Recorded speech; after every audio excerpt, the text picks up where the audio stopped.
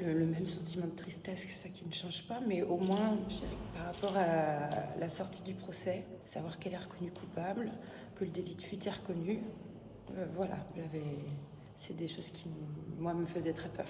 Quand on voit d'autres procès de ce genre en France, c'est vrai qu'on sait qu'il y a toujours ce risque de relax. Elle se dit pas tout à fait responsable, ou un peu, c'était ses mots.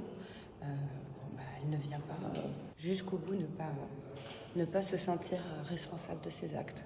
On peut devenir incapable de conduire 5 ans après avoir passé le permis. C'est pas perdre la capacité d'un membre, avoir un passage médical compliqué, qui nous rend inaptes à la conduite. La suite du combat, c'est avec le collectif, c'est une proposition de loi qui va devoir être mise à l'ordre du jour, je l'espère rapidement, à la rentrée parlementaire. Une vraie nécessité à agir de ce côté-là en France. Il y a un manque complet de cadre juridique sur cette capacité. On doit être totalement opérationnel pour conduire, pour être au maximum de nos réflexes, de notre aptitude.